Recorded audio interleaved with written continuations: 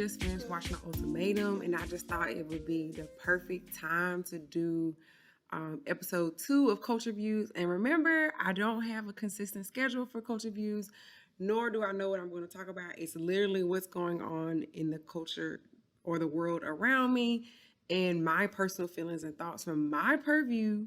But I would love to hear what you have to say and your opinions on things. So leave a comment if you're watching on YouTube. And if you're listening everywhere else, just let me know what you think. So like I said, I just finished watching The Ultimatum. Oh, disclaimer number 2, which are things I always say. I ain't got no man, right? So what do I know? Okay, I don't know because I ain't got no man. I ain't been close to getting married. I don't know. So with every podcast, please take it with a grain of salt.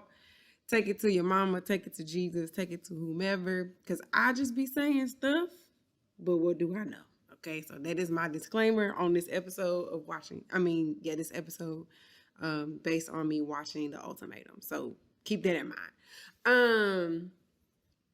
But one thing I've been told is that I act and think like men in relationships, and I think that's because when I was in high school, I worked with a whole bunch of college football players, and I saw the way they treated women, and I just learned so much watching them treat women. Like, it was so bad that, like, they kind of treat me like their little sister. It was so bad that they would even come up to me and be like, "Hey, Jazz, like, don't do that."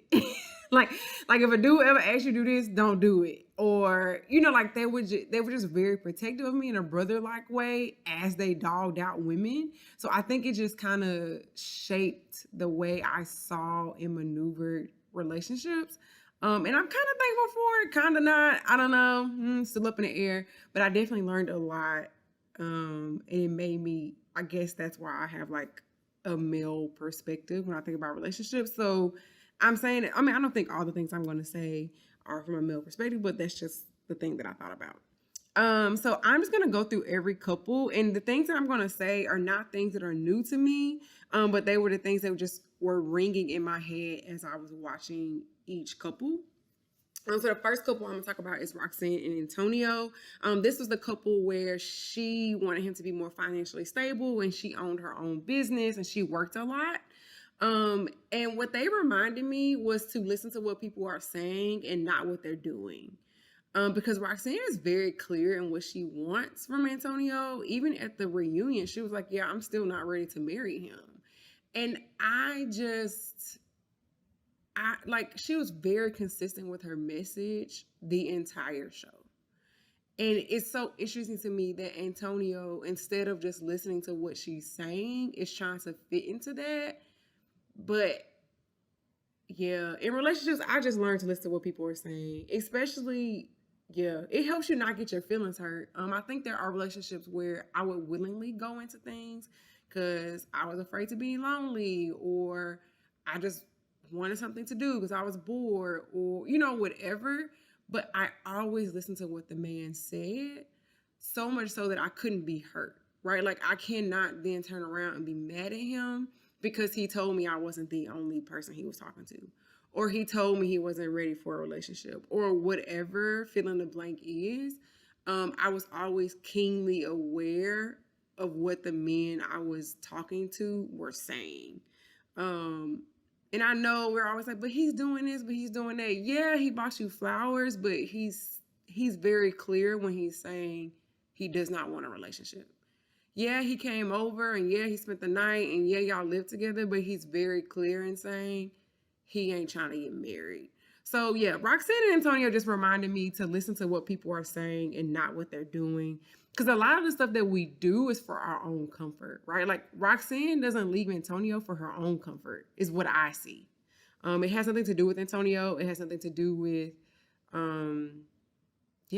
it's about her and wanting a person and wanting a body and liking the pattern that she has set for her life. Even the pattern of complaining about him, which she mentioned in one of the episodes, of like, she just misses talking to her friends and talking trash about him. So the lesson from Roxanne and Antonio was to listen to what people are saying, not what they're doing. The lesson from Raya and Trey. Remember, they are the couple where he was ready to get married and she wasn't. They're about 4 years apart. She has talked about wanting, to just kind of be young and free. They are engaged right now. Oh, Roxy and Antonio are still engaged, but she doesn't wear her ring. And she's even clear about why she doesn't wear her ring. So there's that. Raya and Trey are engaged and they will be getting married in 2 years. But the thing that I was reminded by them is just to be real with yourself and be clear on what you want and what you don't want. Like, I think Raya is still confused on what she wants and what she doesn't want. That's not true.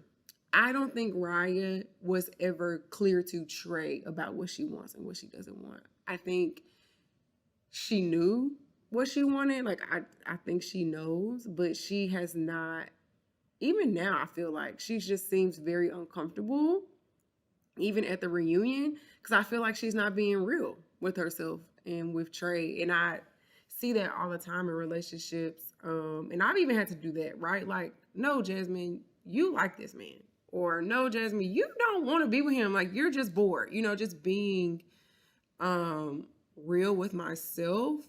And I don't think, and I want to be clear in saying whatever it is that you want in your relationship, I'm not saying that it is a bad thing, but I am saying pick people that want to do those things as well.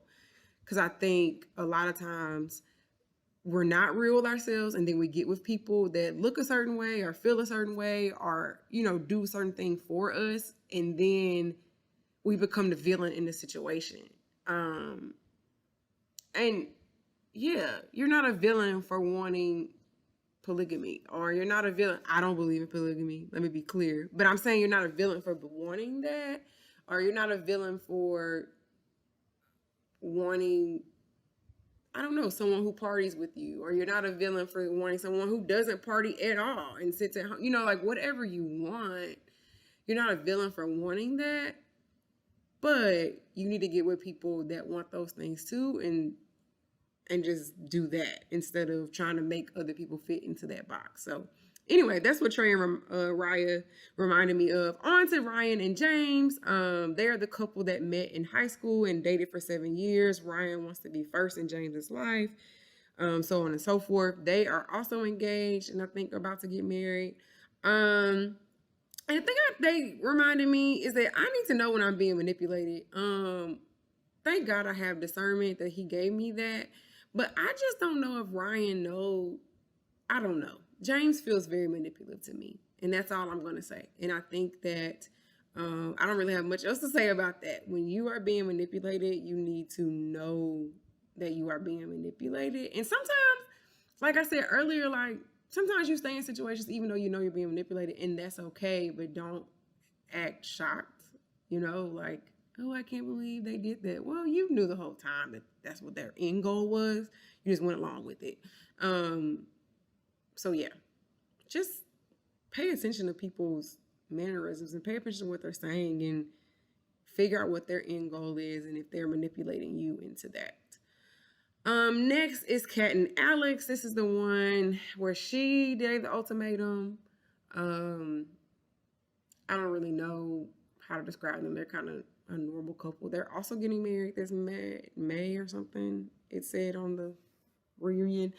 And they reminded me to just know who I am and to how to stick up for myself. Like, Kat kept saying, no, he doesn't bully me around, but he does. And I think, in my opinion, that's the reason he's marrying her, is because he can get Kat to do whatever he wants to do. And even in a reunion, she was like, y'all don't know me, which we don't, right? Like, all my opinions are based on 2 episodes. There were, 45 minutes each. So we don't know these people, but from what was shown, it does seem like Alex is with her because she doesn't know who she is, and because, not that he's actively trying to manipulate her, but that he can sway her. And I just wonder if Kat got more sense of self, would they work out? But she says she knows herself and they're getting married in May, but I just see this being that situation where the woman 10 years down the road is unsatisfied because she let her husband just tell her who she was. Like, we've seen that story before. So I'm praying it's not what happens. I pray that Kat and Alex, make it. But there's that. And Lisa and Brian, baby, this is the one who had a baby and they're still together and they still not married and they still not engaged. If Lisa and Brian didn't remind me of nothing else, it is that you cannot make a man that don't want you. You cannot, even with a baby. My daddy told me a long time ago, just because you have a baby with somebody don't mean you gotta be with them. Because you don't. Even at the reunion, not that he was promoting that I have a baby, let me be clear, but he was just making me know that I have a way of escape. But even at the reunion, she was like, yeah, he know he ain't going nowhere. He was like, yeah, I'm not going nowhere, but I'm just not ready to be engaged or married. Y'all live together and have a baby. What are you waiting on? You don't want her, right? Like, and I wasn't going to talk about, I'm not going to talk about it, but, yeah, if I learned nothing else, if I was not reminded of anything else, is that you cannot make a man that don't want you. These are the type of women that get fed up and end up proposing to the man after having 6 kids. These are the women who show out on TV and like slap him and get mad when he's talking to somebody else because they actually know that he wants her, right? You cannot make a man want you. Yeah, you just can't. Women, please listen. If he has shown you signs that he doesn't want you, just move on.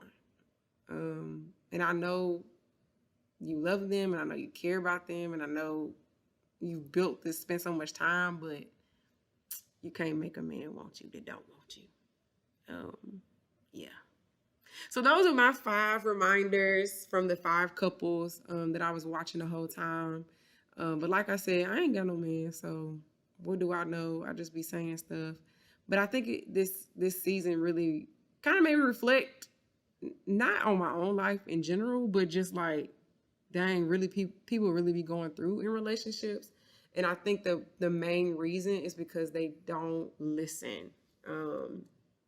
They're not listening to the people in their lives, and they're not listening to what they're saying to them. That is my synopsis of the ultimatum.